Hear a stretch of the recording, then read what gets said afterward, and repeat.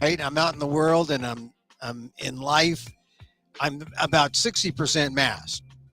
So I'm not like all the way like some people into accepting and embracing the world. I am embracing the world. I'm just not sold on the fact that the pandemic is over. The mask wearing is over for some people, and being responsible uh, public health advocates is over for some people. Not for me though. I'm just willing to like go out in the world, but keep my mask on, keep my wash my hands. A lot of people have stopped washing their. Have you noticed that people have stopped washing their? I have not stopped washing my hands. Anyway, welcome to Emil Amoks Takeout. My takes on all things considerable. We're usually on live at 2 p.m. Pacific, not because there's a live audience, but just because by doing it live, we're live, and we can say we're live, and we can feel a certain liveness, and it's like a no net kind of show that we're doing. And if you're a regular listener, because we have done 493 of these, it's not that I eschew the regular podcasting platforms because I don't like them. It's just that it's extra work. If people want to show up, they can come to @Emil Amok on Twitter. They can go on YouTube and watch Emil Amok 1 on YouTube. We're live there, and they can watch replays there, or they can watch replays on amok.com.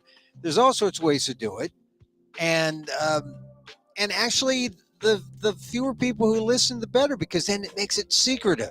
It makes it a secret thing, and we know how secret, how wonderful secrecy is, because the fact that no one knows what the indictment is against Donald Trump, what it's about. I mean, they think they know. It's been leaked, but for the most part, it's secret. It's sealed. And it's like Donald Trump, the indictment is under seal. That's what they say. That's the phrase. Or Donald Trump is under. I think of a large seal going arf arf arf. Because that's what seals sound like. If you get the right dialect, that's what they sound like. But I'm thinking of a large seal with Donald Trump underneath it. Yeah, that's the image I have in my mind. That Donald Trump with his hair. I mean, his hair is perfect, of course. It has to be perfect. But the seal is on top of his head because he's under seal. And there's the seal doing its thing. And we won't know until Tuesday. And so this is a great time for people to talk about the Trump indictment that they don't know about, because they can't say, oh, how do you know that? Well, from my sources here, from, all the text messages that I'm getting, they're telling me that this is the fact. Well, we do know this from reports, from reporters who are actually getting text messages from people. We know that the actual arraignment, you're indicted first. He was indicted Thursday. The arraignment is on Tuesday at 2:15. It's likely going to be Judge Juan Marchand, I believe is his name, and he's a Colombian, or Merchant. Juan Merchant. He's a Colombian immigrant, which sets up this great thing between Merchant, the no-nonsense immigrant judge. I believe he's on the New York Supreme Court, State Supreme Court. He heard that the Trump business case, so he knows all about the background of Trump. He's familiar. He gets a case at 2:15. Trump is arraigned, enters a plea, and it's going to be, that's the main event. It's Tuesday. So now, while everything's under seal, we can talk about it, and that's why I invited my friend, the political science professor, Asian American Studies, College of Ethnic Studies, San Francisco State University, emeritus. That means he's done it. He's been at it so long that they said, hey, maybe you should take a break for a second. Now, this means that is a title of endearment. If you're emeritus, it means, hey, I've done it for 50 years. That's a feather in my cap, an emeritus feather. Anyway, Daniel Phil Gonzales, Professor Daniel Phil Gonzales, College of Ethnic Studies, San Francisco State University. Hi, Dan. Good afternoon. Welcome home. Welcome back for the big NYC. Yeah, it's funny, isn't it funny that I come home and it's like I'm like some kind of protective thing for Donald Trump. He doesn't get indicted. They say, "Oh, it could take weeks." That's why he was caught off by surprise. But I come back to California and then Trump gets indicted. So I Sure. I take part responsibility for it happening. Well, on that matter, don't you find it curious that he jumped the gun and said, "I'm going to get indicted next Tuesday," right? Which didn't happen. Mhm. And He then lied. He when he lied. actually does get, well, sure. Yeah. Uh, he'll say, I got that information on advisement from a leak, right? In that department.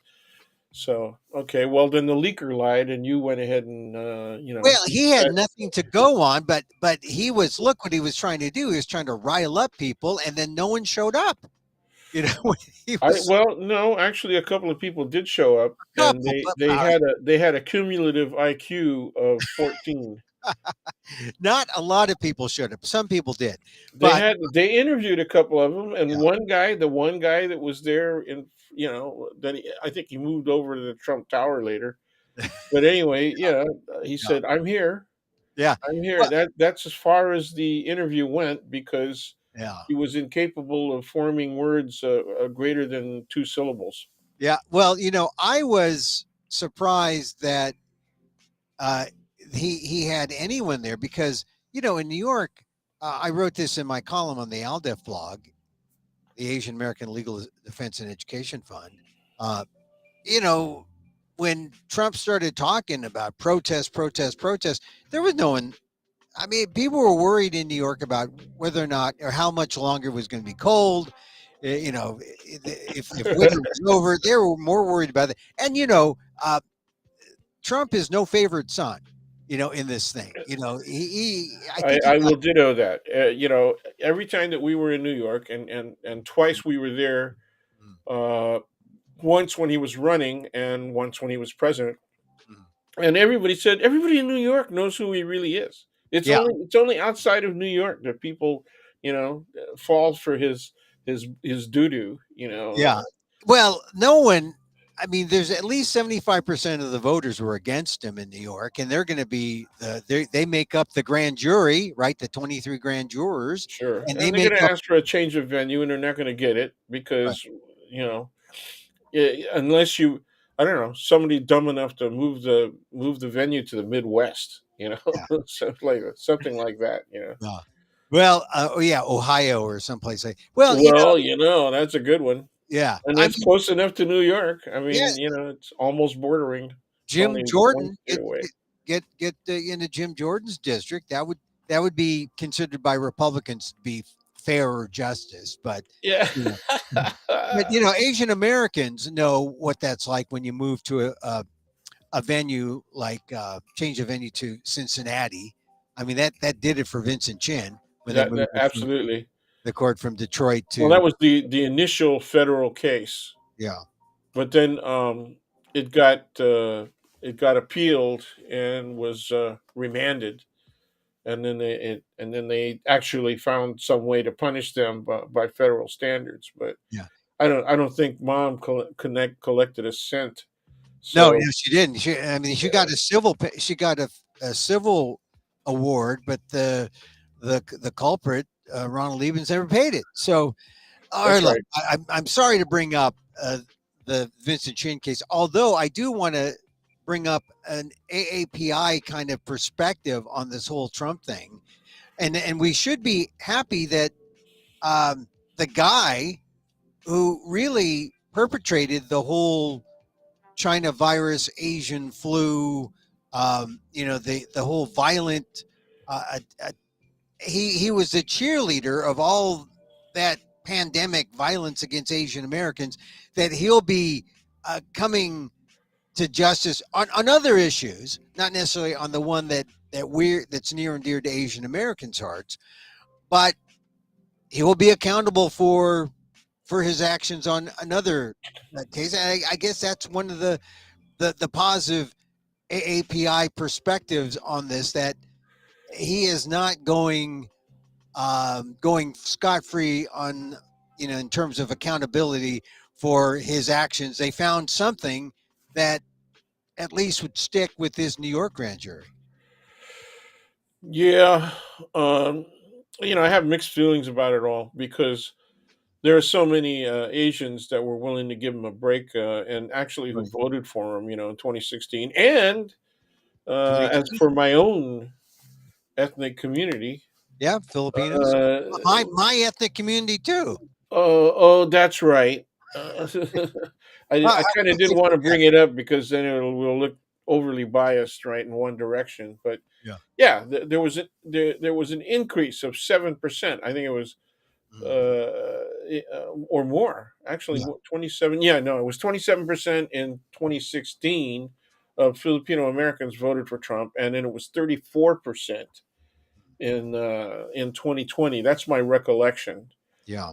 Well, I Uh, know it was more, but it was still less than the Vietnamese who flocked to. and that makes it okay because then that means we're only number two. Yeah. I mean, it's bad enough, right? That effectively 2 out of 5 Filipinos, right, voted for Trump. Yeah. But with Vietnamese, it was like 1 out of 4, right? It was more like that, or no, almost 1 out of 3. Yeah. So Little it's little really higher. bad.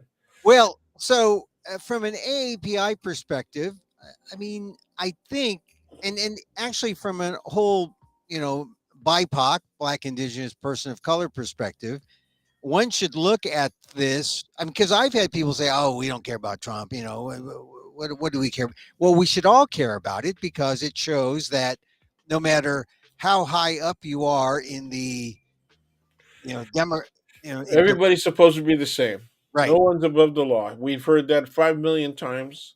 Mhm. Now the liberals and the Democrats and some independents are saying now Mr. Trump will be subject to the law and he will be entitled to due process Mhm. and all of the protections afforded him by the United States Constitution, which, ironically, I would add, he flouted, deliberately, and he said, that he would want to uh, get rid of the Constitution. He said he'd, throw the Constitution out. Right. He wanted to be So, president forever. Right. well, the guy took an oath, Yeah. okay, and obviously it meant nothing to him, okay. And so the thing that bothers me is that the people who support him seem to also think nothing Right. of an oath to the Constitution, because even if they believe that this is all made up and that there are no real facts out there upon which this prosecution is based, Mhm. okay, they should at least understand that there seemed to be a majority concern, okay, a majority concern among everybody who are not Republicans, right, that something is wrong Right. with what this man has done. And so they really don't care. And I thought that was apparent when he made his famous remark about his relationship to women. You can grab them Oh yeah. and be fine. And people said, okay, that's permissible. Well, if any other presidential candidate said that, it would their campaign would have been over. Well, it says this is the thing. Every time, and I've mentioned this to you before, every time he crosses a line and crosses a norm, you think, is this it? I turn to a Filipino friend and I'll say, is this it? Are you ready to quit him? And they just have never been able to do so. And now here's this historic indictment. Well, what was their response? I know that it's anecdotal and it's one Yeah. person, but what was their Well, response? the response was, let's see what happens. We like, because it was always, uh, they were always considering what the alternative was, and for them, if it wasn't Trump, they couldn't stand for a Democrat. They couldn't stand in 2016. They couldn't stand for Hillary. And what were their rationale? What was their reasoning for not wanting to vote for a Democrat, any Democrat? Uh, I just think it was their conservative values, which is the real ironic What does thing. that Because mean? well, the conservative values is the immorality of Donald Trump suddenly is appealing to them, or that it shows how weak. Well, what does that mean in application to Hillary Clinton? Well, I mean they were so we're talking. The I'm talking about the email issue drove them over the edge, right? right. That was the moral and ethical, you I know, I think it was religious that. based position, right? I think it was that, but I also think it was a kind of misogyny, right? Yeah. No. Oh, no kidding. Yeah. Well, I think that was it. I mean, it had nothing to do with emails. The emails was just the smoke. Well, how do you explain Filipino women voting against her? Well, that's the moral basis, the weak moral basis, and following their husbands. Yeah, okay, so you're saying that some of the women in our own community buy into the misogyny, I or think some elements of it, at least. yeah, I think they just want to they want to be with their winner. I mean, look, it boils down to how people viewed Congress, right? This is a long kind of criticism of Congress that I don't like Congress, but I like my congressman, or I like my congressman, but I or woman or congressperson, but I hate Congress. So in this case, I hate criminals, I hate lawbreakers, but I like our lawbreaker because he's our president. I mean, that's the kind of illogical logic that some people have used. Doesn't make sense. Yeah, And you I've see heard it that. enacted. Yeah, you I've see heard it that from enacted now. every ethnic group. I've heard that from every ethnic Yeah. group except maybe African Americans, but I've heard it from every other ethnic group. Well, And yeah, but because African Americans, the margin of people who like Trump is like really infinitesimal, right? It's like 95-5, 90-10, well, something I like was thinking more in terms of how they rationalize their support for people. I will use a different word, that. who are really, rectal in their political, ideological, ethical, and moral positions. Yeah, And then they say, "Yeah, but he's our rectum. It's yeah, okay. It's yeah. okay. Oh yeah, you're right. He's a rectum, but he's our rectum." Yeah. Well, that's the thing. There's that loyalty to whatever, and this is the problem with the Republicans now, from Lindsey Graham to Jim Jordan. I mean, He was almost crying. yeah, He was tearful. You could see that he was. You see, Lindsey Graham calling this like some kind of voodoo justice, and how poor Donald Trump Oh, that was racist too. send him money, send That's Donald Trump. that's He needs to racist too, fight. man. Was Yeah. that a reference to Mr. Bragg? Well, well, we know that they talk about the animal, Right, right. the Soros financed animal. Yeah, that's right. Well, I just think that it's just It ain't funny to the extent that Jewish Americans are going to pay a price, right? That that there was the last time that these kinds of issues pointed at the possibility of violence against Jewish Americans. mm. There were synagogue attacks Oh and yeah, mass killings. yeah. I mean, I'm just surprised that very few Republicans are standing. I think Asa Hutchinson from Kansas. I think he's Kansas. He's come out, but against Trump, or at least for considering other people to be president, because he wants to be president, of course. So it's Sure, conservative. sure. I could see him winning a run. Yeah, but uh, I you don't see very many others. I mean, from They're scared of that element of their constituents that they know are Trumpers. yeah, It's as simple as that. yeah, See, Linda, my wife, asked me, How do you explain this in political structural terms?" And I said, "It's really easy. Gerrymandering. They gerrymandered the hell out of their states, and so that it's more likely they'll be able to win. And when they do that, they're stacking the Trumpers and yeah, concentrating them in their own constituency. Okay, uh-huh, so now they're caught. They can't do anything that's anti-Trump or too overly critical at all mm, because those people won't elect them. yeah. It's as simple as that. So they're caught in their own trap, right? They do gerrymandering with glee, and they've enjoyed the benefits of that. That's how they hold office, and now it holds them back from actually participating more fully in the political process. Well, they can't So be honest, right? They can't, and they can't. absolutely. They are totally beholden to Trump. He's their guy. They because without him, they can't win, and with him, they can't win. So it's Well, like, they don't know that yet. oh yeah, they. Oh, excuse me, they don't. Yeah, that's true. Yeah, they don't know that yet. They But could they they, could at least have hope. yeah, but they've That kind of is, they've kind of screwed themselves, yes, and yes. where they can't. Well, how do you feel about? Okay, so we've gone far afield from the indictment, right? So Right. what I find one thing I find interesting is the number of potential charges because the Mm. rumor is, Oh, 30 plus. yeah, Yeah. yeah, And more than 30 charges. this is just for the insignificant business document. Payment. Yeah. No, Yeah. I think they've got a really rich case. I think they've got a lot of. It might be, a bit too detailed for the public to really, you know, Well, pay yeah, attention okay. to. Not very sexy. Kind of like it's going to be, a dot Yeah, in the eyes. well, the T's. Republican senators and the people who are coming out to defend him say it's a rounding error in accounting. Oh yeah. Yeah, that's all Yeah, he did.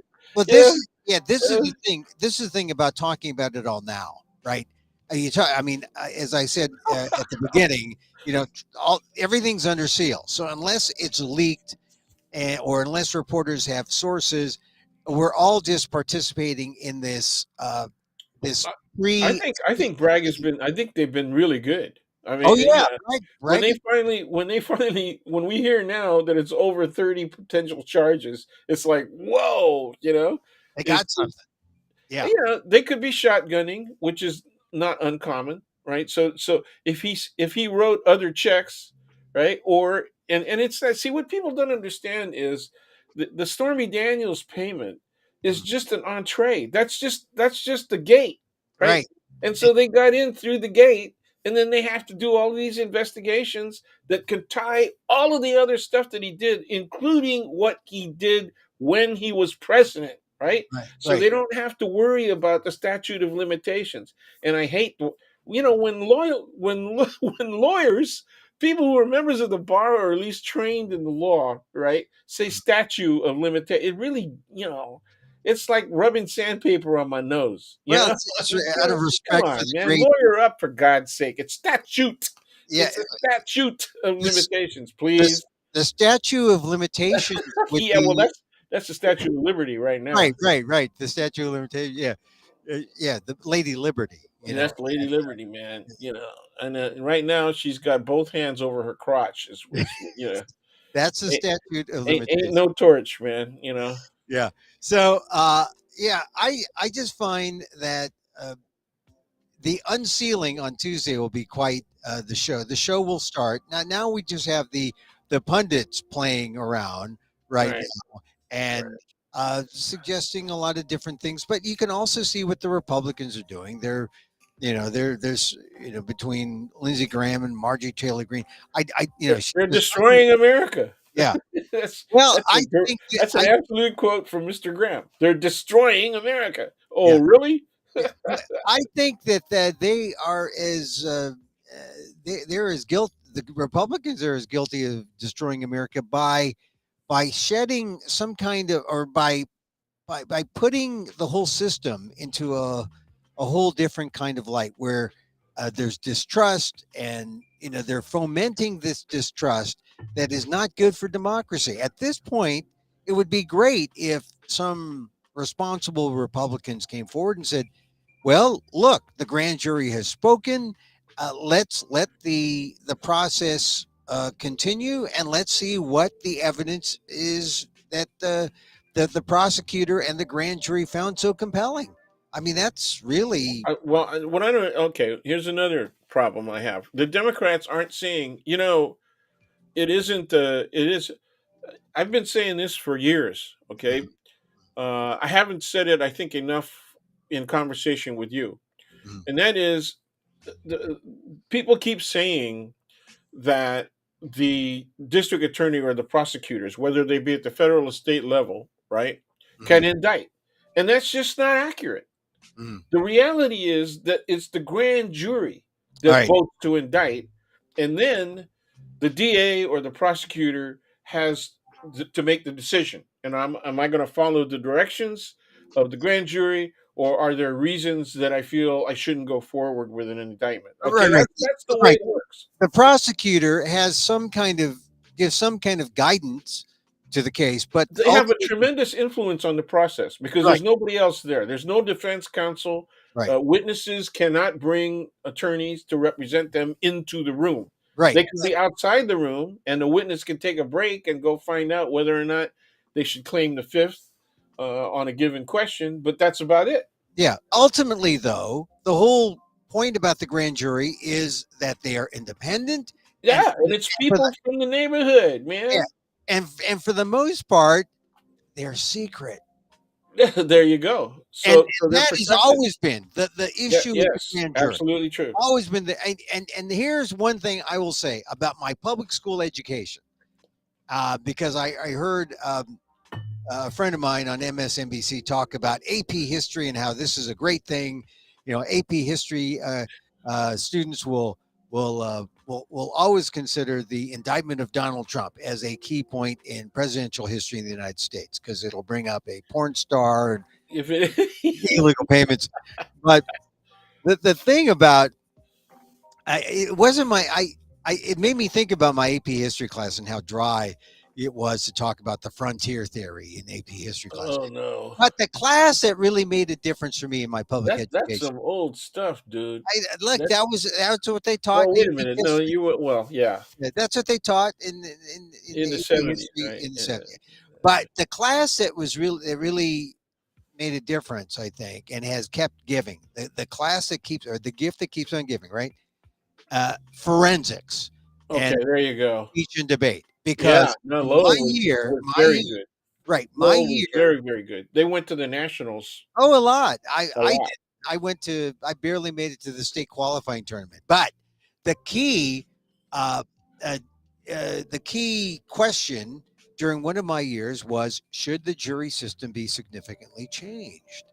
And those of you Ooh, who are NFLers, National Forensic Leaguers of a certain vintage, you'll know. Oh, yes, that was a speech and debate topic in I think in 1970, 71. Anyway, should the jury system be significantly changed? Such a rich topic because if you do your research, oh, you get into things like all the civil rights statutes, right? Brown, Plessy, you know, in terms of uh, discrimination in juries, you know, should the number of jurors be changed? And that was sort of like the basic question, you know, that people would bring up. But should a jury system be significantly changed, or the jury system? The other issue that came up that the star debaters would bring up, the grand jury. What do you do with the yeah, grand yeah. jury? And what's wrong with the grand jury? Is And it a star chamber? yeah, right, right. And here's the thing, you know, now we see. I mean, grand juries meet all the time, and Yep, we they just don't do. know.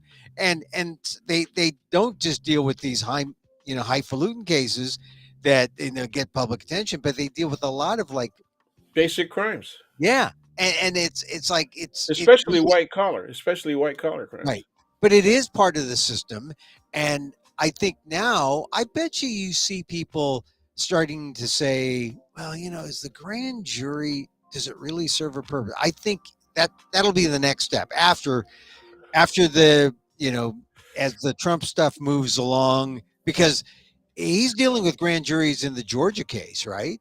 Yep. And he's dealing with grand juries in the federal case, uh, Florida. Yeah, January 6th. Yeah, Well, I mean, I think you will see the people start becoming more hip to grand juries, saying, "Wow, what is this thing called the grand jury?" You right. know, then who made them king? Well, this is the system, and they're It's not in king, the Constitution. right? They're Quote. just right. They're regular people, and I think the awareness of the grand jury, I think, is both a positive development because people say, "Wow, regular people do this," right? But then maybe it might encourage Yeah, people but to look. The Republicans keep saying that this is a gross abuse of miscarriage of justice and abuse of power, and then the Democrats, not enough Democrats answer by saying, well, you ought to read the Constitution of the United States of America under Right. Article 1.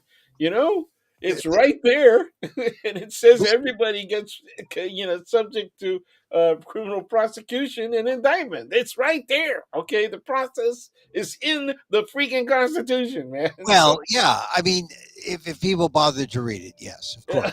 But I'm just thinking that, boy, now all the Republicans can do is say, hey, well, look, we got a slim majority in the Congress. Oh, we're going to have these committees be super be go yeah, beyond the and grand jury. Jordan is just doing a great job. Well, how many committees does that guy control, man? Well, I mean, I think he's got 3 committees. this is You part of know, the deal with he and then you must got have, Comer. yeah, That yeah. This is part of the that deal that he made with well, what's his name? what? At least 4 or 5 of the people who are chairs of committees Mhm. were participants in supporting the January 6th activities. Oh yeah, So yeah. they would be subject to indictment when we get to that point. So that's going to be the fun part because if there is a conviction on any level, you know, Mhm. Mr. Trump is going to have to make a choice. Does he stand there and be heroic, or does he turn on all of the creeps that he feels failed him? Yeah. Because he's going to blame it on everybody else. Oh He's going yeah, to, yeah. you know, Well, this is this is what happens when you get more than an one person. egomaniacal idiot, right? They start finger pointing, and the blame starts being passed around, and then you see the house of cards that the Republicans have going for them, and it falls It's a apart. house of it's a house of used tissue paper. Yeah, It ain't cards. It ain't cards. it is it's funny though. It's going to take a while. I mean, the process Uh, is going to go on, and all they can do right now is try to malign Alvin Bragg, try to malign the process, try to sow this distrust, which is really, you th- can't get a fair grand jury result in New York. It's yeah, it's New York, and it's those New York people. yeah, right. Oh yeah, yeah. You And know, so we're gonna just hope that only one place worse, and I'm where's that? sitting there right now. Oh, It's called San San Francisco. Francisco. Right. Oh, it's Pelosiville. That's right. Mm-hmm. Pelosiville. Well, see, That's this right. is what we have to hope for. We have to hope for the enough voices out there to shout down the um, the examples of propaganda that are being let out by the right, and of course they use it to fundraise, and in the short term they think Yeah, they Taylor Green went right out and said, "So yeah, send money." I mean, it's just really gross, man. It's her name should be changed to Marjorie Taylor Gross, yeah. because Well, it's really bad. it's He needs this your money. Send money. this is the thing. They are so blunt because people don't get the nuance. People don't. They want the truth direct, and unfortunately, uh, it sounds ridiculous because in a more nuanced time where people with grace were the politicians, you would see people talking about this in more measured tones, and you wouldn't see people going, crazy on cable. But now we're on cable. Now we're on, and people are out there with this fiery rhetoric, and we've gotten used to it because the leader was Trump himself, and he sets the tone and the behavior. We gotta write a comment. Marjorie Taylor Greed. That's Yeah, good. That's yeah, good because you only have to change one consonant. That's cool. I like it. yeah, Thank you very much. yeah. Well, I mean that's the thing. He's getting the money, But I understand. Well, I don't know, how it's going to be I for the don't think he's duration. going to get that much money. And he's his every time they ask for money, it's a lesser amount than he got the last time around. So you know, we'll see what happens. This is going to be fun. I mean, I hate to say that I'm going to enjoy this, but uh, it's the uncertainty, right, Mm. of the outcome at this point that makes this whole process enjoyable to me. Yeah. I'm, Well, yeah. well, we talked about this a week ago. We said it's good that New York's going first because it's a little more graspable in some ways, and so because some people think it's so insignificant, but it probably isn't. If there's 30 No, charges, the biggest thing is the indictment itself, right? because it breaks the barrier, right? Everybody has been voicing it the issue in terms of whether or not the president can be indicted or a former president can be Right. indicted, right? Right. Now people are reviewing the Nixon situation, And and they're people saying, are saying, in hindsight, remember when that happened. Once again, I have to reflect on law school. mhm, It was our first week orientation for first year, mhm. okay, in August of '74, and somebody in the line, trying to get to the damn coffee machine. Somebody in the line said, there's no way this guy's going to be able to avoid, right, being impeached, okay, or being prosecuted if he's out of office. And there's no way. And one guy said, there's no way that the pardon can be issued, because I said, you're not watching the ball, right? When Mm. they forced Agnew to resign, that was because he was a dirty bird. Why would they want to force him to resign? So they can put a Mr. Clean that you never heard of, okay, Gerald Ford. into the office, and then exercise the pardon. And everybody said, now remember, I'm alone in this. So Everybody you said you there thought, is no precedent. yeah. There is no precedent for this. And I said, exactly how do you think precedents happen? This will be the precedent. Okay. That was one of my first days in law school. And that reputation stayed with me all the way to the last day So, in law school. so That you was just the beginning. so it was just your insight that Gerald Ford was being used. There's a reason for all of that. And they wanted to see, both Republicans and Democrats wanted that thing to end. They were Right. willing, the Democrats and Ah, Republicans were willing to let Nixon off the hook, because when you start big investigations like that, you mhm. get eager young lawyers running around turning over rocks left and right.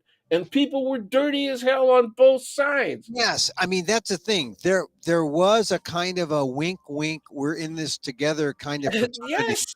on the part of both Republicans and Democrats. This is the Vietnam era. Do you Right. know how much dirt there was going on with the Right. games being played? Right. Right. Okay. No, I buy that. So and Gerald Ford, I think they were bringing out some interviews he did with Larry King on television the last couple last few hours, and he has much said that you know I need to think about America. I need to think about governing and keeping the country together.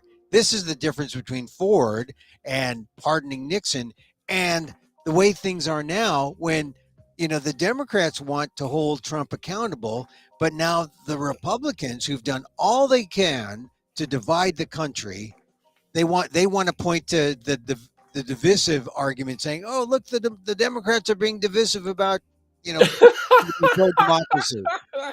which is the ironic thing, Well, right? see, what you have to do, all you have to do is substitute the word principled Mm. for divisive, and it works. Oh, Okay? It works. Okay?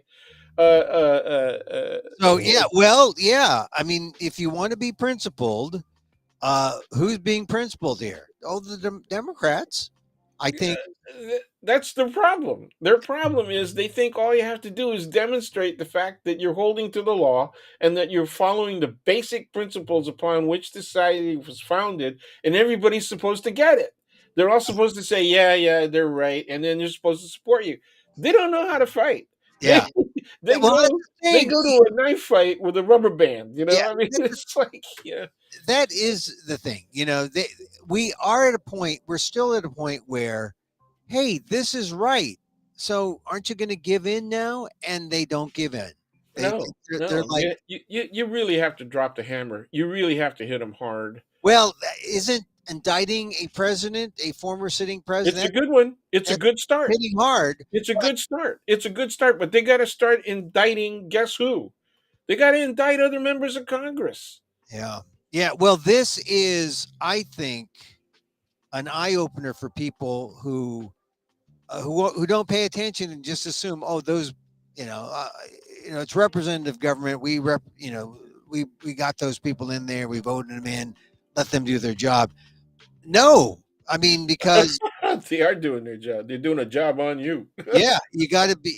This is where the public has to hold everyone in the process accountable, so that the Democrats will continue to do their job at a higher level, and continue to call out the Republicans who don't see that, how they're destroying our democracy by fighting it. I think they know there's a risk. I think they do see it. I think they know, but they only assign it risk status. They don't see it as actual destruction occurring, and they don't see it as affecting them in the short run. Yeah. Okay, because I am hoping that the Democrats don't do something stupid between now and November 2024. Okay, because they will have both houses again. Okay, Well, they have the high ground unless they do something stupid. it was really stupid, and Uh, they got the high ground, and they got Biden. Okay, so I'm cheering Mr. Trump on. I hope he hangs in there. I hope that yeah. because if he is convicted, and then if there are other there are going to be other pending indictments, and Mhm. if he's indicted even one more time, right? It's going to take more than a year for the process to be undertaken and completed. He won't have time to be president. Yeah. I'd love to be president. I'd love to be your guy, but But I'm kind of busy. I've got these criminal matters to take care of. I can't build up more criminal things. In a Sorry. private conversation with another person who's a mutual a Yeah. mutual friend of ours, Yeah. I said it's got to be 2.5 years ago, but Yeah. I said it's really hard to run a campaign from jail. Yeah. You know, It is. It is. I mean, already you start to see the cartoons coming out. Yeah, You know, that's the right. New Yorker had one saying, "Oh, Trump behind bars," and the prison guard says to Trump, "Here's the presidential suite," and it's like, it's behind bars and it's drab looking. I like this. I like the fact that we're in this comment zone where everything's under seal, so Yeah, no one really yeah, knows what's going on. So that's right. we That's can right. talk. And I'm So the thinking, more the Republicans keep talking stuff, right, yeah, the dumber they're going to look when yeah, that stuff is put out, and they keep doing it. yeah. So I'm saying, yeah, keep doing it.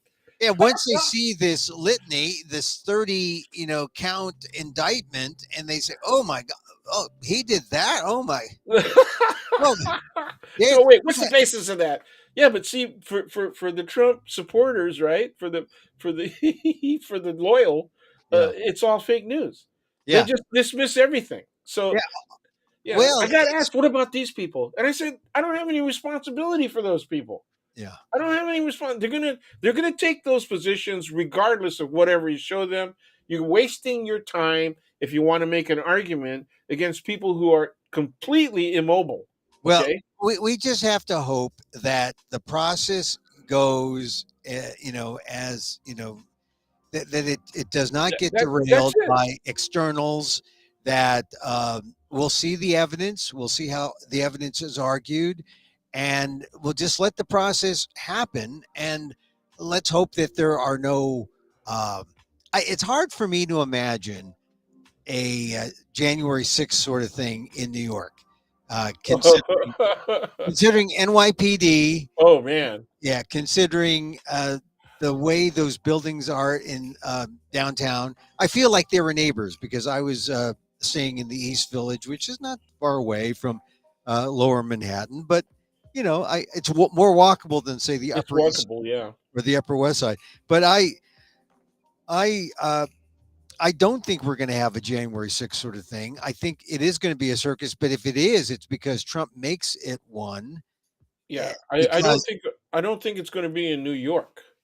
I think there could be a January 6th type oh, thing in and around DC, and I think there could be local local attacks. local January, yeah, yeah, You know, that might like little and mini. it's not going to be red state attacks. It's not going to be red state populations attacking red state capitals. It's going to be red state, uh, uh, well, Trump voters, right, Mhm.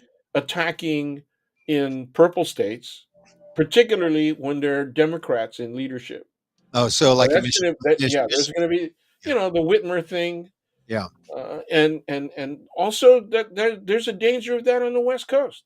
Right. Well, this is the thing. It's not going to be. I mean, if the focus is all on New York, good, but ultimately short-sighted because, as you say, all these other areas are kind of prime targets Yep. for something, and uh, if We're where the devil, what are the people are using the term evil now in connection with and they're starting to use, Christian language. Uh, well, you know, this is a problem because they they're pushed into a corner. So who knows what they're going to do, and who knows Well, what they're not going to do anything about. Remember that statement made by the one of the congressmen from Tennessee? Not going to do anything about. You can't legislate evil. What the hell was he saying? That was his exact words. And I said, "Well, no, you've actually done that. You well, have done that. You got open carry, man. yeah, You don't yeah, know who the good people are, who the bad. You don't know who's crazy. All you know is they get to roll. They get to roll a loaded gun and walk around in public with it. That's yeah, wonderful. yeah. Yeah, Doesn't it make you want to go to Nashville right now and just have a Nashville good time? or Texas. Now, Nashville, funny you should mention Nashville. Because I do want to touch on that. That's one other big story this weekend or this week rather, and they're still trying to figure out what's going on. And Republicans, of course, have they're trying to make it into some kind of crusade against an anti-trans thing, which I don't know. No one. I mean, to look at the situation in Nashville and say, well, this is what happens when trans people have guns. Well, I mean, look at all the white people who have had guns and all the shootings they Oh perpetrated, boy. and we You should knew be it was worried. coming. You knew it was coming. Yeah, I mean, it's too easy a thing to say. yeah, Look how weird trans people are. I mean, they're already imbalanced, right? And yeah, so that's the only reason they have these kinds of issues, right? And yeah. so yeah, we got to do better mental health, and then that makes it wide open, right, for criticizing LGBTQ and trans Right. particularly. Yeah, I just think that that's more troubling. It's almost too bad that the Trump thing is kind of So do swallowed. you think it's coming? If you're gay, you can't have a gun? No, I don't know if it's that, but I think it's we're going to start seeing more of that kind of anti-trans, anti-gay backlash, and using Nashville as a justification, Oh and yeah. that's sad. That's sad. That shouldn't happen. Um, Well, yeah, but it's I don't know. I predictable. don't know what. Yeah, I don't know what the answer is there, but they're trying to make it into some kind of moral crusade because it's against God. It's against it's all that. This is why uh, they kind of have they've disqualified themselves to be participants as leaders in a democracy. As Now long as we have to come out with a new academic statement, right? That's well established that says John the disciple was gay. John was gay, I You- didn't know that. Well, I don't know either, but I'm saying we got to go. We got to say something. It I wasn't John and James, his little brother. So John 3:16 was John and 3 16-year-old boys. Is that it?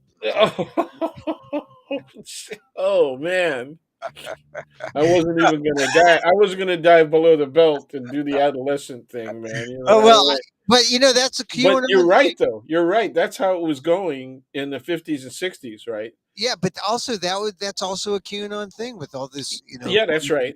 That's right. grooming pedophiles. That's right. I mean, If the if if you're gay, you're a groomer. You yeah know, if you're the if you're a lesbian, you're a groomer. the right has really gone that path, and I think Yeah, but they have a willing audience. They have willing constituents. right. I know Okay, it's and just the people are mean. They got guns. They got weapons. right. So we could say it in jest, but they take it for real, and then they go overboard, and then and Well, this is this when is the they go to crisis, church and they're hearing it right? from you know, This is the crisis in our country, and it's and but it puts into perspective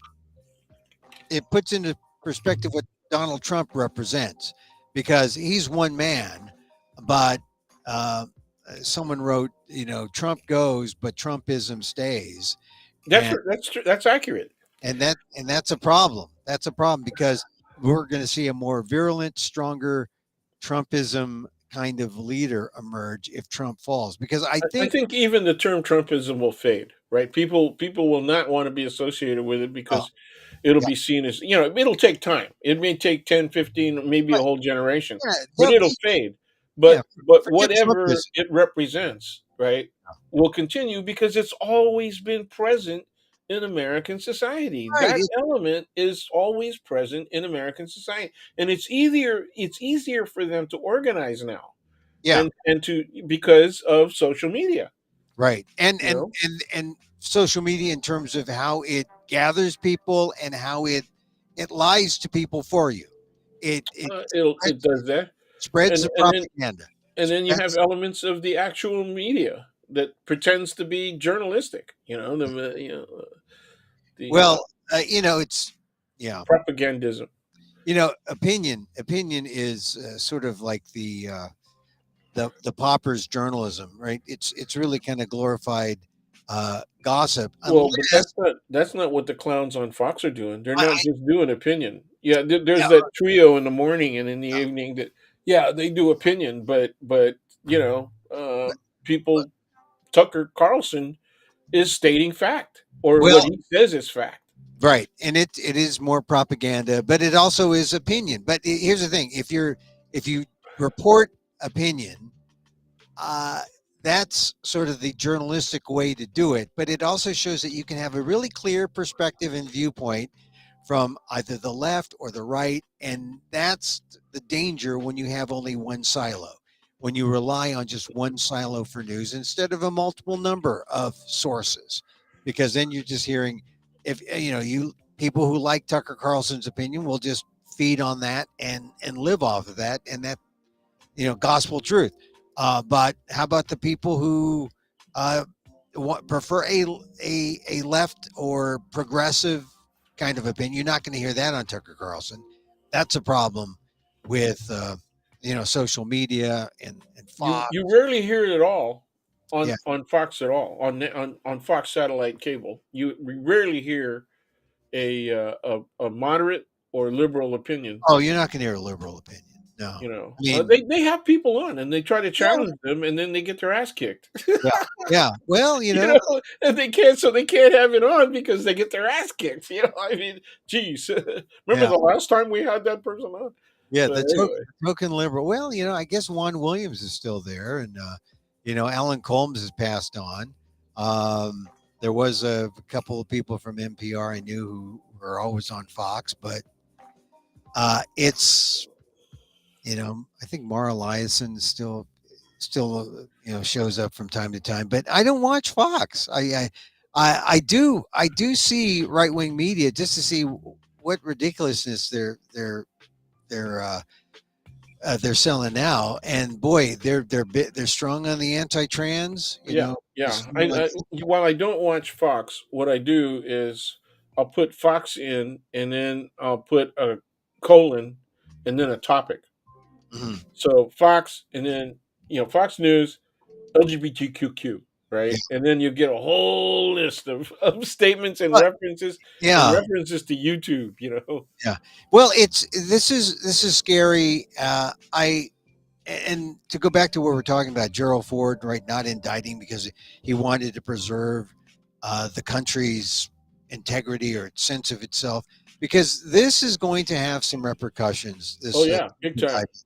and we're, because Trump is still, he still thinks he has a fighting chance, and so he's going to do what he will. Well, And don't you want him to think he's got a oh fighting yeah, chance? well, it's Because I want him to be the standard bearer for the Republican Party. I think I think it's I think we need more more rational Republicans come forward and say Absolutely, we need that. this But is at the enough. same time, if they're not willing to do that at this point, and yeah, I don't think they're gonna. That's gonna change. I don't think it's gonna change between now and November 24. Yeah. Well, look at what might happen. We'll get the perp.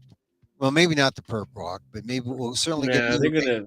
Yeah, they're gonna let him off easy. I mean, he will get booked privately. He will get his picture taken privately. You But know, he will release the NFT of the picture. It and will release make something. money off it. He'll Yeah. say, Right. "Okay, It's the Trump. $50, you get an NFT." It's a Trump But merch. yeah, But sorry. So the New York thing happens. I think Georgia happens. I think we have at least the documents case and maybe January 6th. So there's three more coming down the pike. Uh, I I think he's going to be busy. He won't be able to come. But who comes forward? See, that's excuse the me. thing. Who Yeah, comes oh forward? yeah. And I don't see anyone with the guts to say, all right, move aside, Trump. It's me. I'm going to do it. I don't see anyone yet. But Well, DeSantis is, it's really interesting to see what's happening with him in the polls.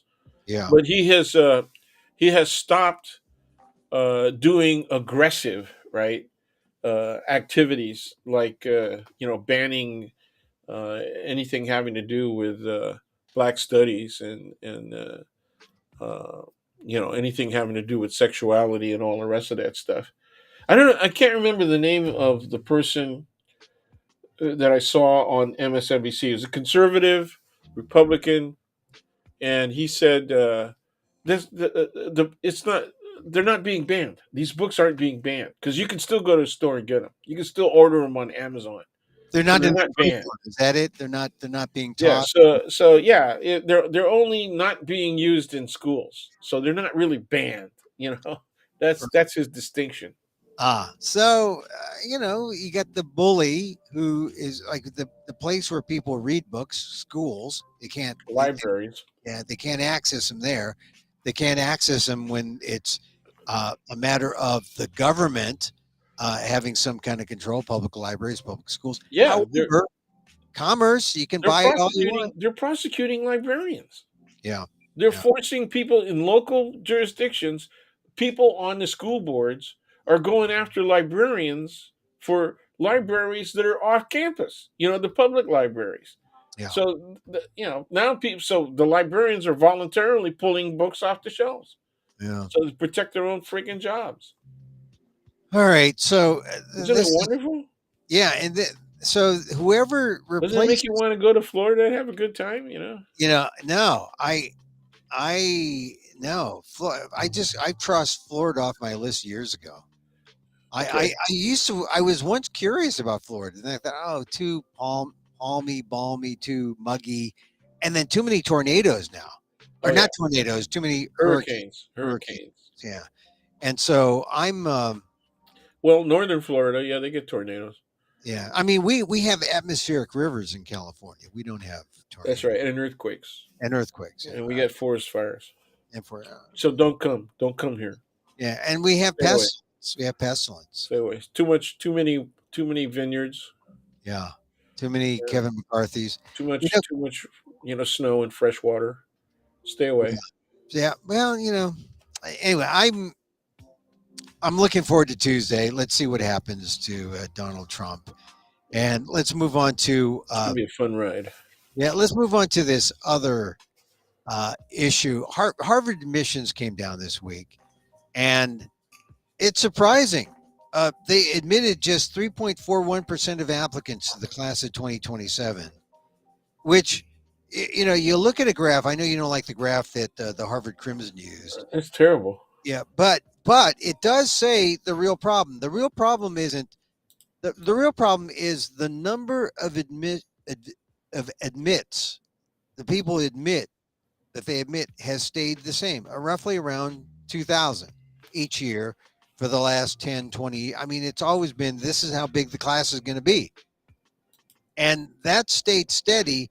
The only thing that has gone up has been the number of applicants to Harvard. I mean, I don't think they ever had 50,000 applicants to Harvard, except the last 3 years it's been the last 3 years it's been over 50,000, over 60 in 1 year, the year before. I mean, that's the explosion. Too many people want to get in.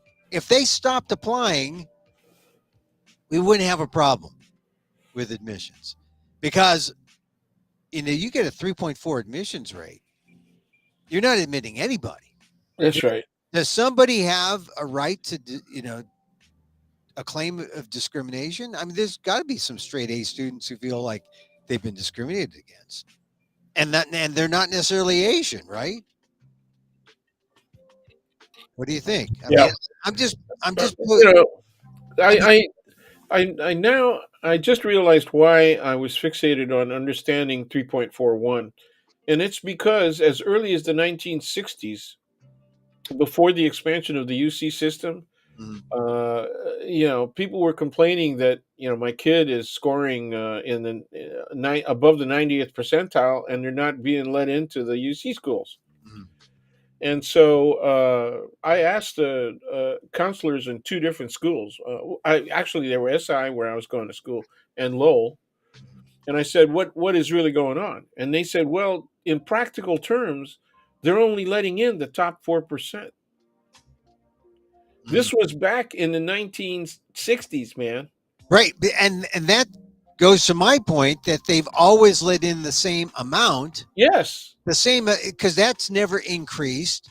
So it's almost like a discrimination case against Harvard, unless you have something that's de facto discriminatory, like we don't like Chinese, we don't like Asians, we're not letting them in. But clearly, if you've got a class, and this is the other headline, the class of 2027 is 30% Asian, 29.9%. yeah, That yeah, that doesn't sound like discrimination. no, no.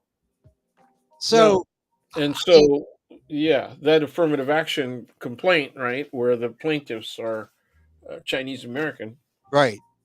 I mean, it doesn't sound logical, but they're gonna win, Yeah, because people will buy the fact that, oh, this guy has straight A's and didn't get in, he was Asian, and they'll justify it in some way that race shouldn't be used.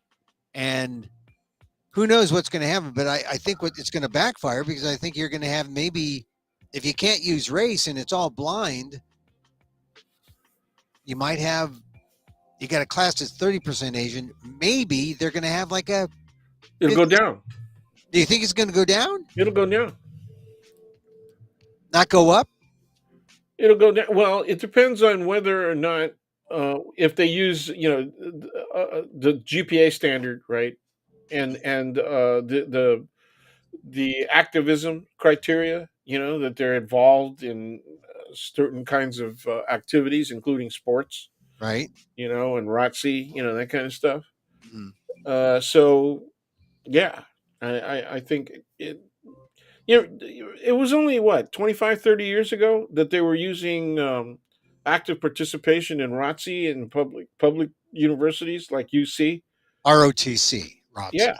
Yeah. as they were using that as a criteria because they thought that not that many Asians were. Oh, I didn't see it as an anti-Asian thing. I thought that, you would just do it to see, to get military types. Sure. Uh, Yeah. but But People were inclined. I think if they go Well, colorblind, they didn't take a good look at Lowell, did yeah. they? Well, I know Razzi was very big at Lowell, but Galileo, yeah, Balboa. I'm just talking about local schools. I know Chinese, Filipinos, they love to twirl those guns. I Yeah. didn't know about shooting them. But Don't forget the women. oh yeah, the women they like to do the drill team, Yep. and they like that. Look, I think that if uh, I think it's misguided. I always thought the affirmative action case was misguided because it was based on the grievances of Asian Americans that they were discriminated against. They're not discriminated against. No more than any other 4.0 person is discriminated against. Race is just one thing. It may be a subjective process, admissions process. It wasn't clear, and then they brought up all these other things like some kind of personality thing about Asians. And Yeah. I think the logic for the complaint is based on circumstances that existed 30 and 40 years ago. yeah, You that know, when they were all of the big universities, Ivy League or otherwise, but the big public universities, the vast majority of them were starting to move towards criteria that put an emphasis on things like athletics, participation in athletics, and away from simply academic standards. So you raised, forensics as an issue, and they were thinking that forensics might be a way of eliminating some of the Asians because the see, immigrants are so bad at English, that kind of thing. did they say that you didn't hear people say that, or They was didn't say it out loud, yeah, but that was one of the things that they thought they could get away with. yeah, The same thing was true with the ROTC and military. yeah, People having an interest in joining the military. yeah, That they would try to look for things that culturally. I mean, this was at the same time that was happening. Uh, uh, Asian American scientists in NASA were beginning to sue NASA because they weren't advancing beyond the glass ceiling. mm. Remember that? And I they were starting, and the arguments that people were making against them was, it's you guys are too culturally different. yeah. What the hell is that? What does that mean? That now that's discrimination. See, I think. All right. So you're saying that those sort of things happen. 30 and 40 years ago, Right. and now the Chinese Americans are making those kinds of that kind of logic that would have applied back then today, when we've had 30 years of increasing representation at the biggest universities in the country. See, I think that on the face of those rising numbers, that they don't have a case, but they're selling the case, and the case is being embraced by whites who feel aggrieved because the white numbers are going down. Not Yeah, that the funny part is the white numbers will still keep going down. yeah, the white numbers will keep going down, and that's what. But you were saying that the Asian numbers will go down. I They don't think. could, I they think that could go down. I think the Asian. I think if they go to some kind of colorblind system, and I think they're going to have to go back to that thing, that code. Well, who's playing volleyball? Not Yeah, yeah. yeah, or we'll have to go to look at the see. I I I think if they go to colorblind and people just go on grades and you know Well, there's going to be social criteria. There's going to be social criteria to balance out against the possibility of an experience with racism and racial discrimination, right? yeah, there's got to be see. I think you got to go to some kind of component where this is why this idea that you have a set of criteria, race being one, not the only one. How can you say that's discriminatory? I mean that's the existing law. But now we're going to have to rejigger it and come up with a new way to be fair. And I don't know how you can be fair if you always admit the same number of people, 2,000, a year. I mean, according to this one graph. And Well, I did 3.41 times 50,000, and I came up with 1705, I think. 17 of all right. So Yeah. yeah, I mean, look, Well, you said you were close enough. I mean, you said yeah, a couple of thousand, so yeah, yeah. it varies from year to year, but you look at that graph number and or the graph, and it's more consistent than the actual number of applicants, which has gone as high as over 60,000 Right. in the last couple of years, or Right. 50 to 60,000. So you're not going to solve the problem. The only way you're going to solve the problem is if you limit the applicants. How do you do that? Right. We've made it like a lottery. Like, What's the oh screen? Yeah, what is the screen going to be? I don't know. Remember they were talking about a lottery for Lowell, yeah, and that was one of the reasons that I the don't mean three a people were lottery. recalled. I don't mean a lottery in that way. I mean people are. It's turned into a kind of de facto lottery in the sense that people with no shot of getting in apply and they end up getting rejected. I mean, in the class of 20, the class of 2006, for example, only barely 20,000 people applied. Now it's like three times the applicants Yeah. in 20 years and a generation. Now everyone thinks, oh, I have a right to go to Harvard. I can, or they'll say, if not me, then who? Or why not me? And they'll apply even though they have no right or then they have no chance. But it's like a lottery in a way. So they've turned it into a lottery, which that's not Harvard's problem. But how do you say, look, I'm going to keep you from applying? You can't say I'm going to keep you from applying, or you can't like raise the application fee so people don't apply. But because it's easy to apply, people say, what the hell? I'm going to apply to San Diego State because they have a good basketball team, and I'm going to apply to Harvard because what the hell? And then they get rejected and go to San Diego State or something. I don't know. I just think that a lot of the problems of why we see uh, discrimination is because there's a lot of people to discriminate against. There's a lot of people who don't deserve to go to Harvard. You're going to have a lot of people who are discriminated against legally, right? Yeah. Yeah. If you got six, I mean, there is legal discrimination, right? That's right. I mean, There is. and so I would say that getting rejected from Harvard, if you have a kid who applied to Harvard and got rejected, don't consider a lawsuit. Consider it legal discrimination. You didn't belong. Yeah, here's another article that says there was Harvard College accepts 1,968 people, 1,968 people to the class of 2025. So you were closer Yeah. Well, to the reality. this is the class of 2027 this year. This year, yeah, the class of 27 is 1,942, and let's see, accepted students. Yeah, Oh yeah, yeah, that's right. You're right. I see yeah. it. The acceptances are all like, if you 2027. just look at the graph, the green bar never varies. It's all the same. So it's like between 1,800 to 2,000. So the Right. problem really is resources. You're, you know, Harvard is discriminatory because they don't have more Harvard.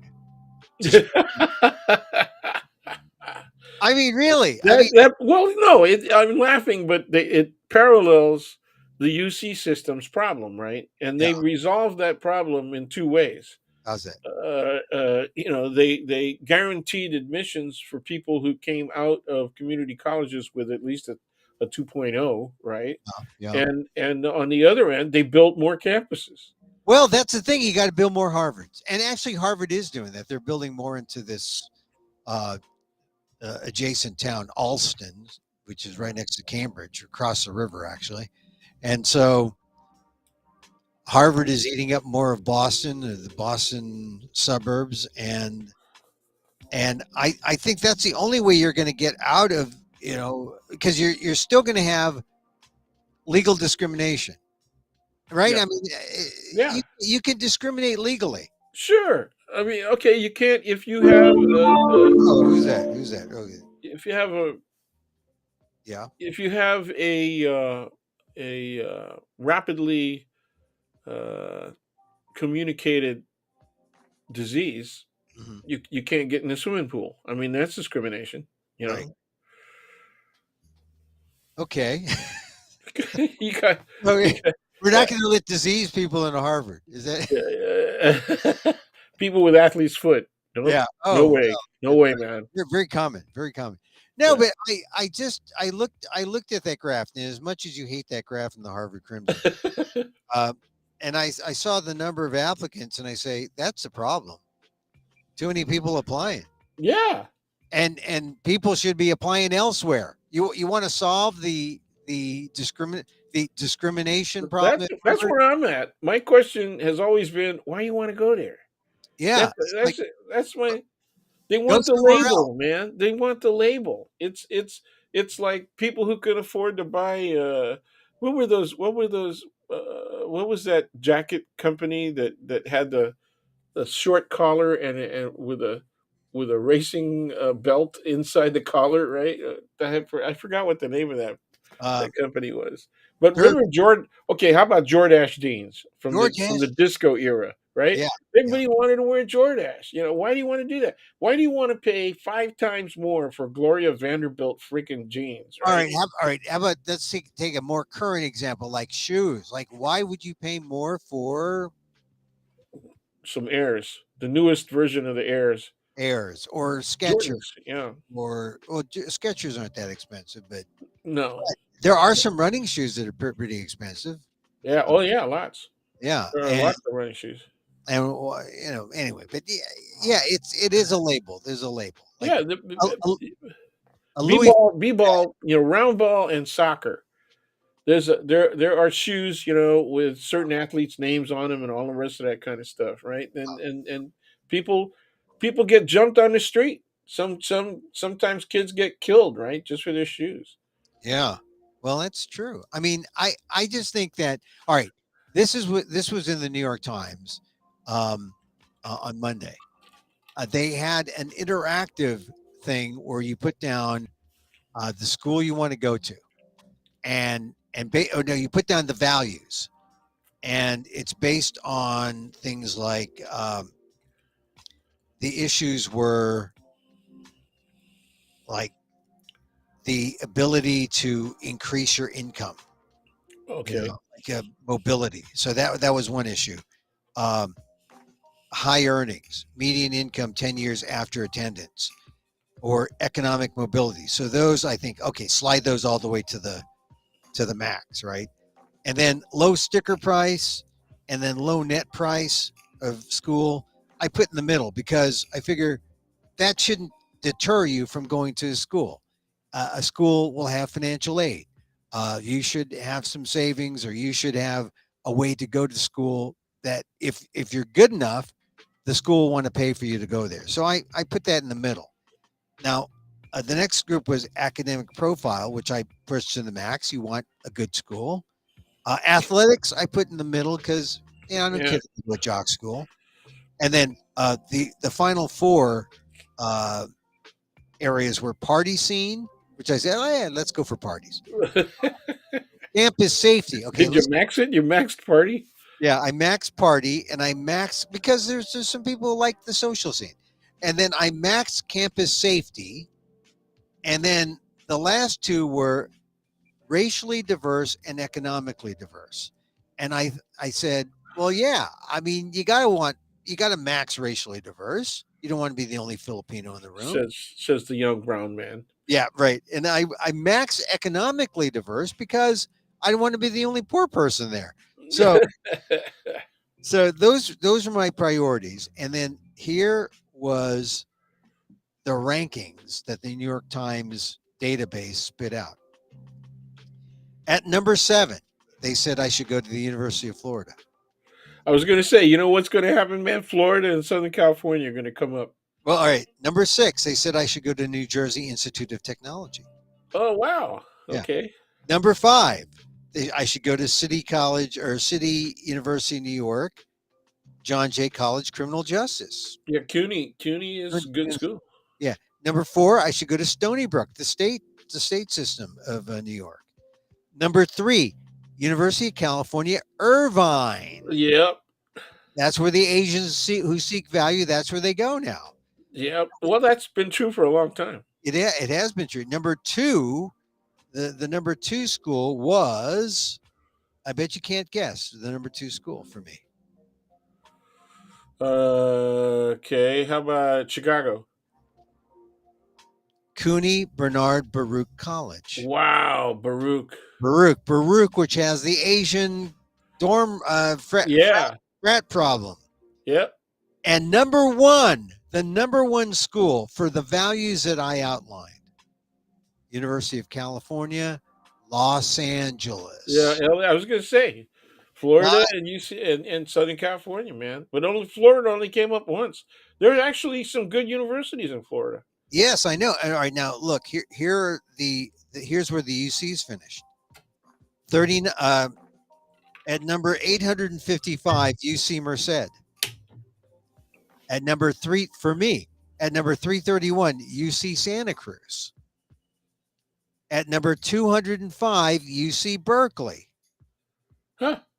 Finishing above UC Berkeley was Dominican University in California. I think that's Dominican College, the old Dominican College, I think. In Marin, right? Yeah, if I'm not, or San Mateo, if I'm not mistaken. Yeah. Where else? I got to look. And then Dominican University of California. I think that's in San Mateo County. Number 48, University of California, San Diego. Number 43, University of California, Santa Barbara. And number 39, UC Riverside. Mhm. So all of those were ahead of places like, or those were the top UCs. But those were, let's see. And then also among my ratings, number 29, Cal State Bakersfield. So well, kind of SoCal. But that's Kevin McCarthy's alma mater, You. Cal State Bakersfield. And number 29 was higher than Stanford University. Whoa. At 33. So now you ask, and where did this esteemed Harvard show up? Yeah. Number 238. Based on the input that you put in there. I Yeah, put yeah. in, number 238. So, Yeah. I mean, you want to go to Harvard, your question, why? And be discriminated against and have no grounds to sue them? I mean, I don't think that the Asians here have grounds to sue them, but there they are. They're probably going to win and reverse things. Why? Well, let's clarify for now. Why do you think they're going to win?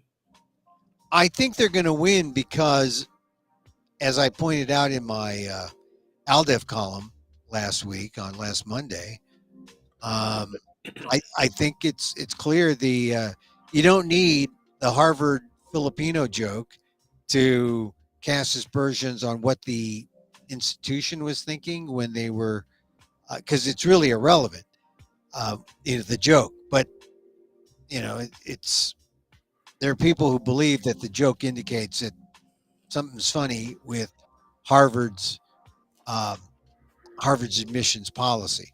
But what the biggest thing that's going to deep six affirmative action is the 6 members of the Supreme Court. That's all there is, and they're anti affirmative action. They're pro conservative, and I think they are not going to look at this in a nuanced way to indicate that or to see that there is no discrimination. Yeah. So affirmative action is discriminatory. That's essentially the argument being made by the plaintiffs, and you're saying that the majority of the Supreme Court is going to agree with that. Right. The fundamental issue with affirmative action programs is they are discriminatory. And who is harmed? Right. And And, and so, the reason the Chinese are getting a lot of support is because white people think it's going to benefit them. right. Okay. And I think right now, I mean, if you look at the Harvard numbers now, it's funny. Asians aren't hurt. Uh, No, no. but the blacks are they've sort of their numbers in the Harvard this week's Harvard admits stayed the same around 15, 16. The what is it, the Latino group is about 13. They've kind of stayed the same, but I just really think that That's a substantial improvement though for Latinos. Not necessarily in the last couple of years, but definitely over the last 10 years. That's yeah, I think affirmative action has benefited those two groups, even though the numbers are may not seem so great.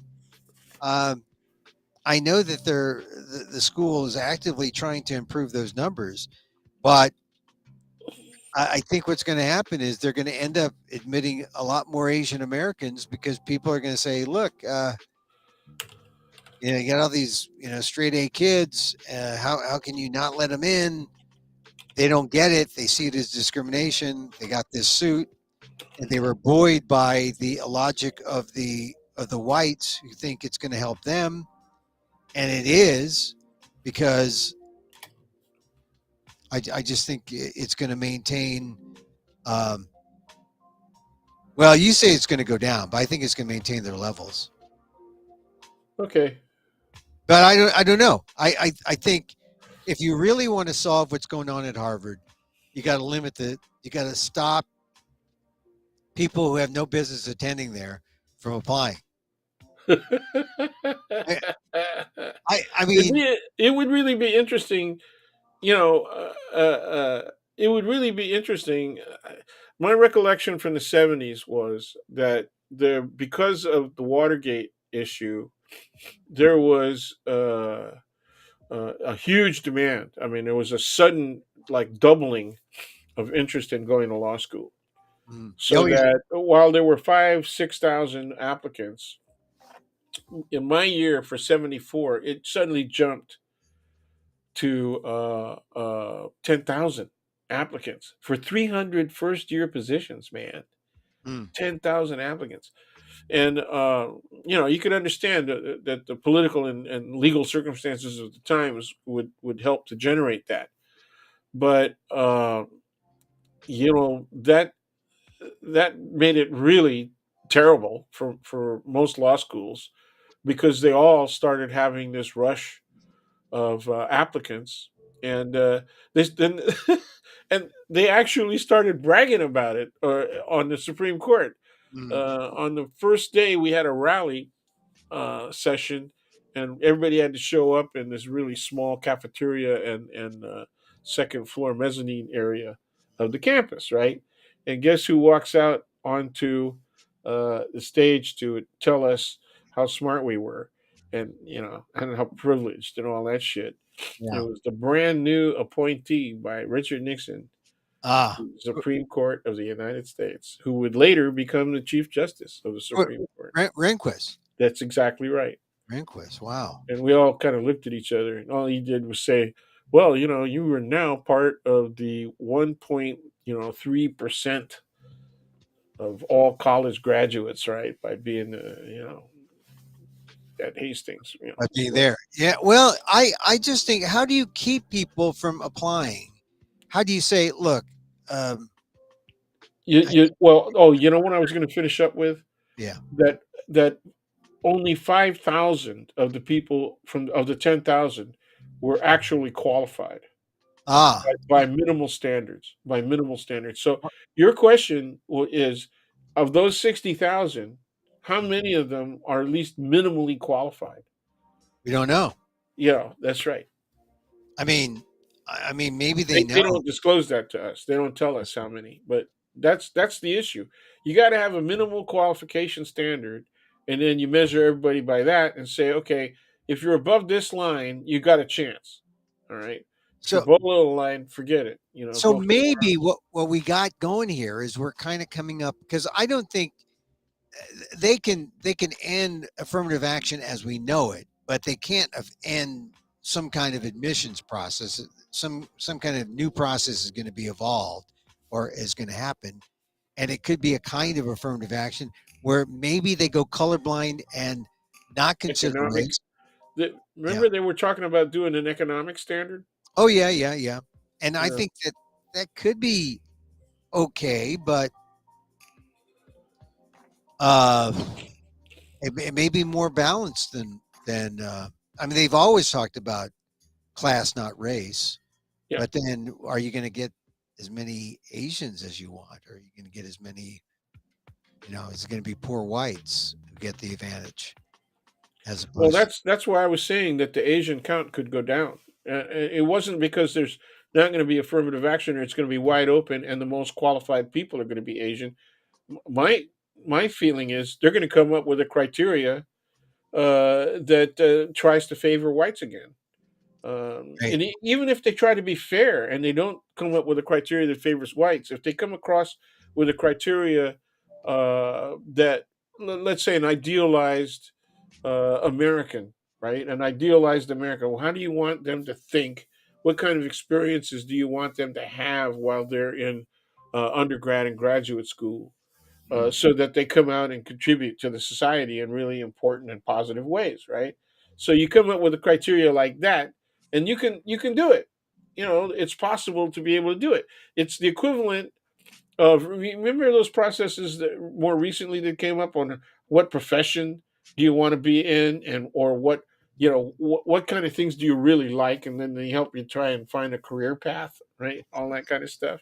What are you really interested in, or what really motivates you, and gets you excited about doing something out there in society, all that kind of stuff. It's the equivalent of that. You could come up with an idealized American graduate from Harvard or Stanford or anywhere, and say, what kind of person do they want to be?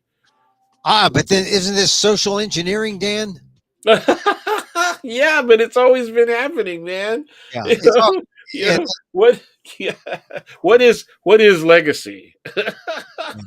well, I mean that's always been out there as a counterpoint to people say, hey, look, we're trying to create a perfect community. We're trying to create a perfect student body, like you said, this idealized student. But I don't know. It's always gonna have problems if they don't admit enough white people. Yeah, yep, that's right. I mean, because the whites are using the Asians here uh, Yep, to stop the Asian growth, maybe. and the Asians are doing it, and they're feeling wonderful about it. You Yeah, know, and there was a oh, when the three members of the school board, one of the issues that you really feel strongly about, right, were recalled. right. And I agree with you, that the motivations were not uh, solid. They weren't principled. Mhm. Uh, a colleague, I guess I should say former, for me, they're former colleague because I'm emeritus now, but a person in the political science department of Asian ancestry was reported in the San Francisco Chronicle as having said, "This is a demonstration of the Chinese American political muscle." Oh yeah, oh yeah, yeah, yeah. Yeah, A friend of mine said that. and you know this guy, this Yeah, I do. particular person. Yeah. Okay, I mean, I don't know. I haven't talked to him in about 10 years, but yeah, I know. and he was described as a lecturer in the political science department Right. at SF State. And my question to him would have been, well, how much was race and racial discrimination and forms of cultural discrimination? How much of that was part of the exercise of political muscle by the Chinese American community? I mean, the Chinese is Yes, racist yes. toward the What's other. their motivation? And when people got really upset with what the African American member of the school board Allison said Collins. when Allison, yeah, when Collins said statements about what was motivating Chinese, right? That they were, and a lot of people said, well, actually, she's describing something that is true of Chinese American motivation, Chinese American attitudes, and she it could easily be interpreted her criticism could easily be interpreted as saying that Chinese were racist. Right. You know, Chinese Americans were racist, and uh, and then the Chinese Americans said that's racist. Oh yeah, it Right? was racist to point out the That racism. for her to accuse Chinese Americans of being racist. Well, see, the people the argument just sort of fizzles out, and the logic disappears when people just start calling each other names. But you're right. I mean, I hadn't considered the Chinese American racism in saying we're flexing our muscles. Well, how much of that flex Yeah, is a kind of a racist? and I was getting it. I was getting it on campus. I was still teaching at the time, and people were arguing. My younger son was bringing me all kinds. I said, if you see anything on social media, let me know. And so he sent me a bunch of stuff Yeah. that ranged from ignoring the possibility that there's racism or forms of cultural prejudice, right, Mhm. in the Chinese American community. And then he showed me examples of how Chinese American tours through Chinatown were full of racism, Mm. right, and specifically anti-black racism, because Ah, they had murals, yeah. Oh, and you're they would. talking about the people who are actually leading the tours, Yes, Chinese. yes, Ah, interesting. yes. I just think that I don't. When I think of the Harvard case, it's so confusing because I still think Asian Americans are being used here, Oh yeah, and absolutely. it's also confusing because Asian Americans are almost, if not 25, if not 30% of Harvard's undergraduate class. They're they're at least 25%. They're nearly a quarter of the student body at Harvard is Asian, and we are punching above our weight at 6-7%. We are gobbling up the resources at Harvard, It'd and be interesting. The other thing that wasn't in that article is what majors are they picking? And I didn't yeah, see it. I tried to do a really fast run through that article, and I didn't see where the majors are. yeah. There's a lot of It's funny. I saw something recently that said there's a lot. It's mixed. It's not just all science as you'd think, but then Yeah, yeah. they break down the sciences. Um, I I just think, and then, like I said, I know you don't like that graph, but when you see that the problem with the acceptance rate is the ease of applying and the number of people who maybe shouldn't have been there and in the first place. I think if you wouldn't see this sort of thing if the acceptance rate or if applications were closer to 20,000 or 15,000. I mean, they're now 55 and 60,000 right now, but if they're like they were 20 years ago, I mean, I it's hard to explain. More people just have discovered Harvard. More people think that, oh, I got a shot. I might as well apply. It's easy. This common app. It's hard. It's easy to apply. I'll take my chances. Like I said, we have to have the data. Yeah, I would be curious about the data. Why do the people think that they have a shot? I mean, are they really all that qualified? and because that's been true in terms of how you can estimate your likelihood of being accepted to a UC system school. I mean, that's the way it's been.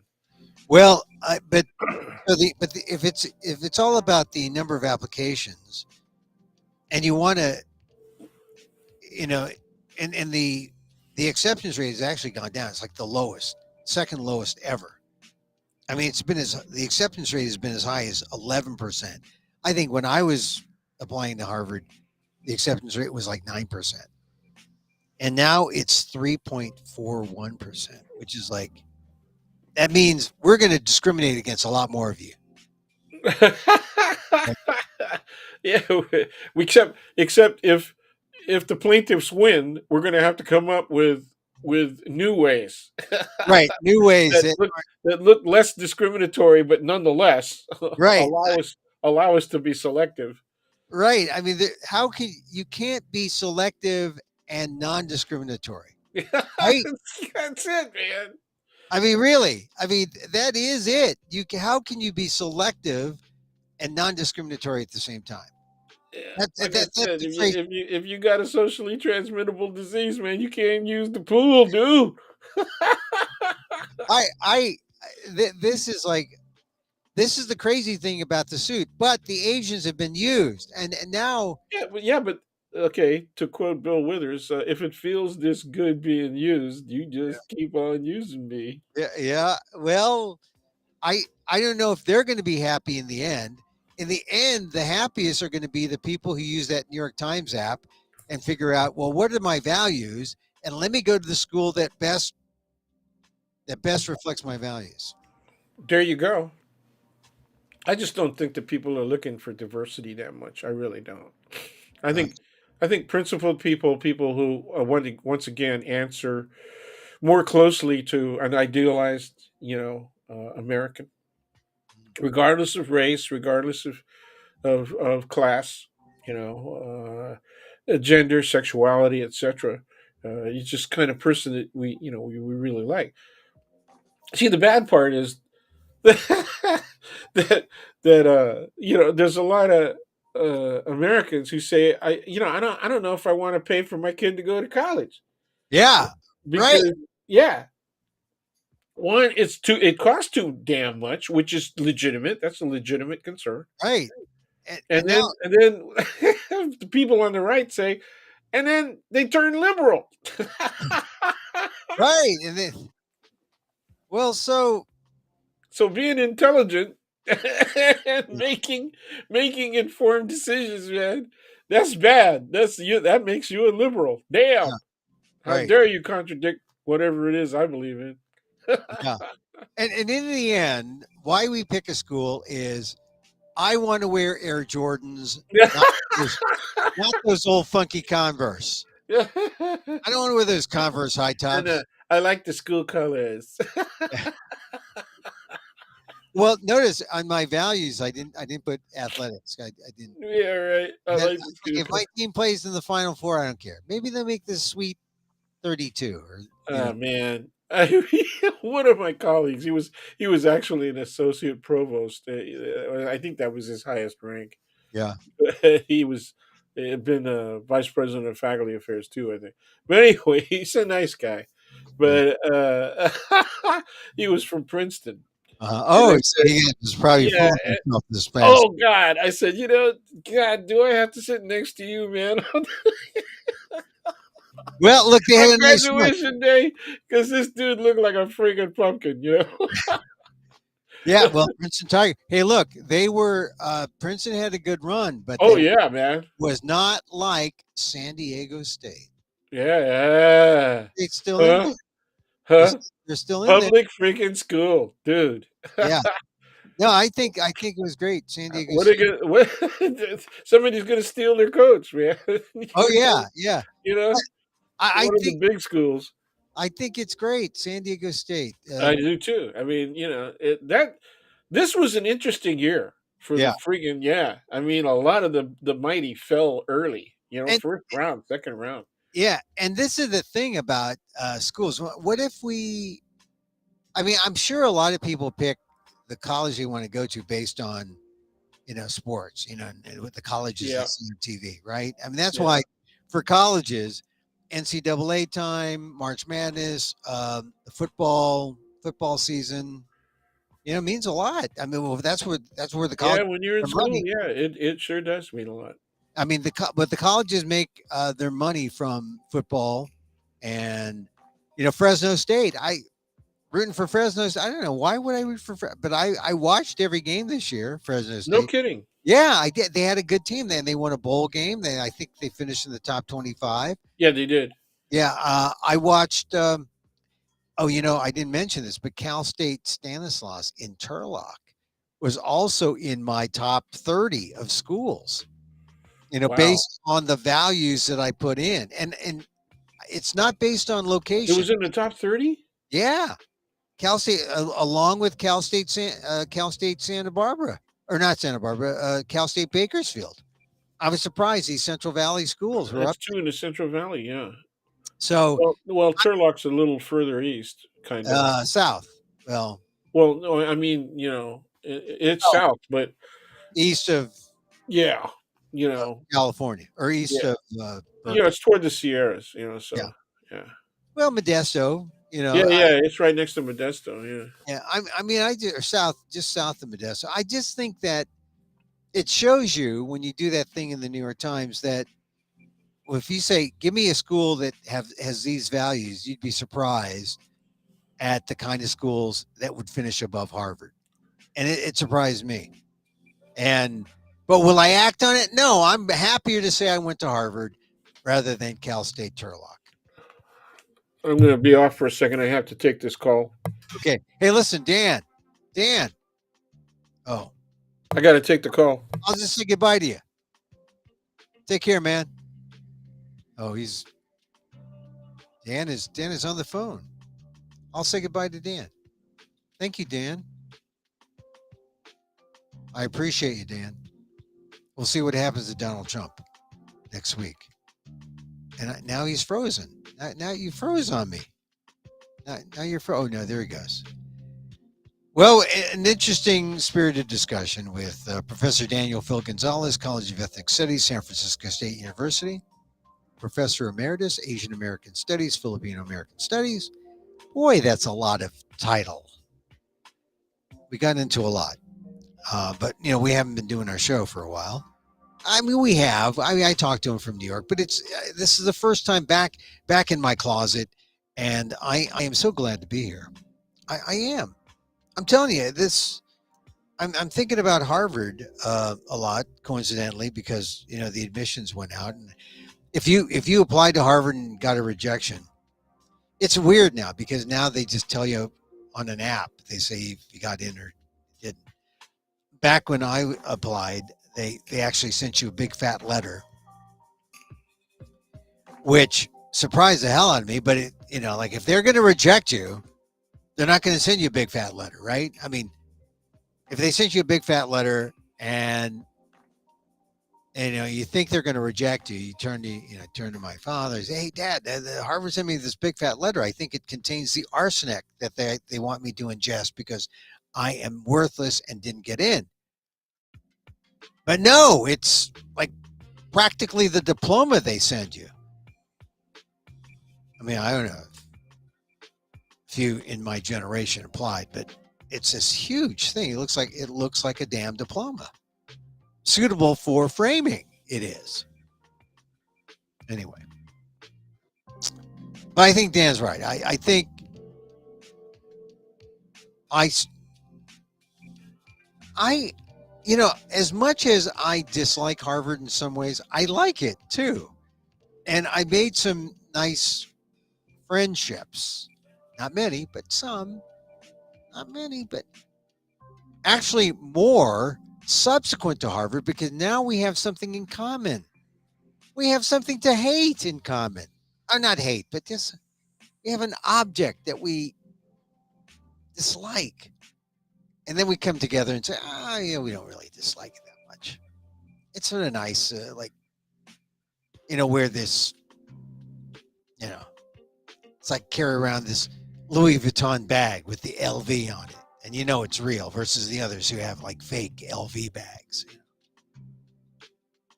Harvard. Anyway, for those of you who applied and didn't get in, my condolences. But look, you're not dead. Check out that New York Times value thing um, on the website, interactive, and find out all the other schools that are just as good. I mean, look at the people who are in the news. Donald Trump, where did he go to school? Where did Donald Trump go to school? Donald Trump went to Fordham and to Penn.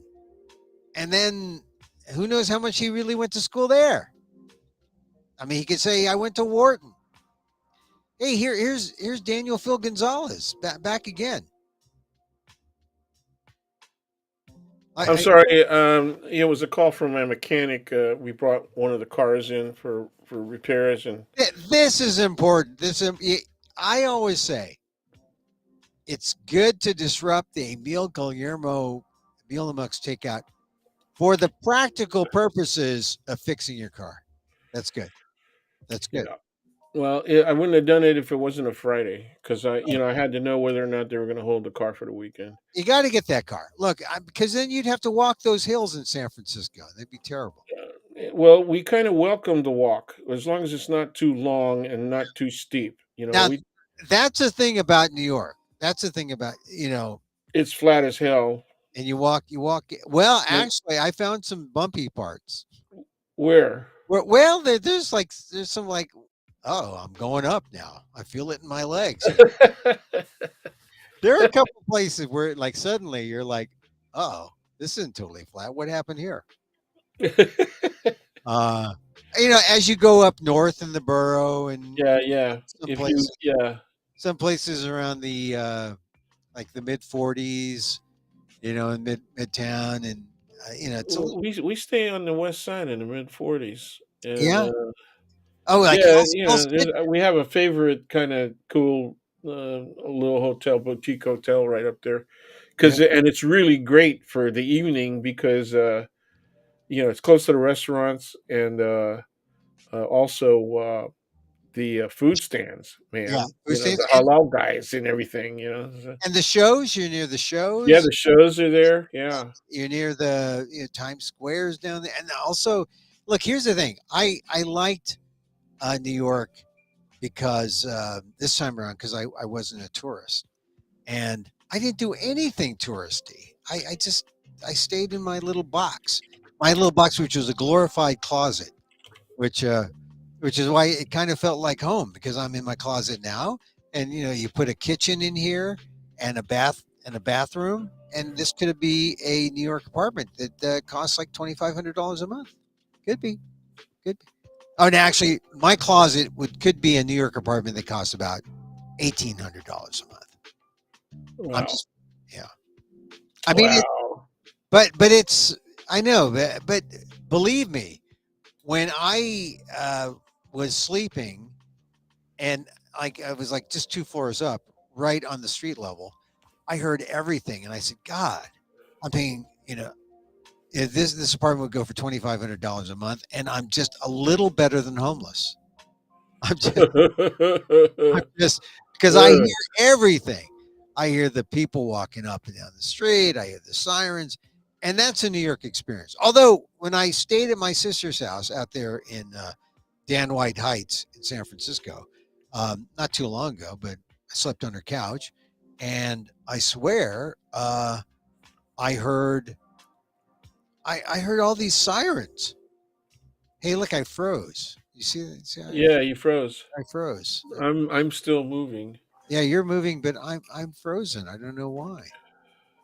Well, I think it means it's time to go. It's time to go. It certainly is. I mean, I just wanted to apologize for having to break it up like that. But oh no, and then breaking up the flow I was in the show to talk about your car, which I'm concerned about. Yeah. But look, all right, Dan, I'll talk with you off camera, but thank you very much. And there he goes, Daniel Phil Gonzales, my friend, and I remain frozen. Look at me, I'm frozen. And look, if I take myself put myself back on, I am still frozen. So I will say goodbye. I have that sort of like look of regret. I'm not regretful.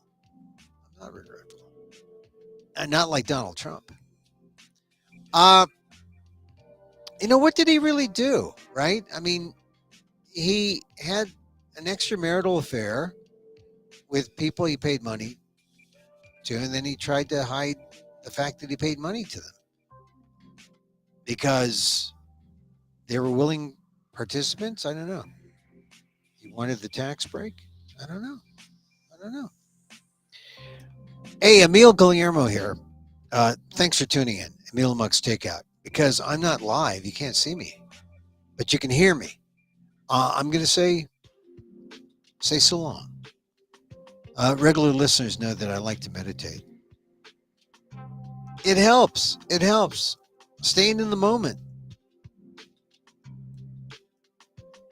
The loving kindness meditation, my favorite. And so, as I wish for me, I wish for you. That's how it goes. May you be happy. May you be healthy. May you be...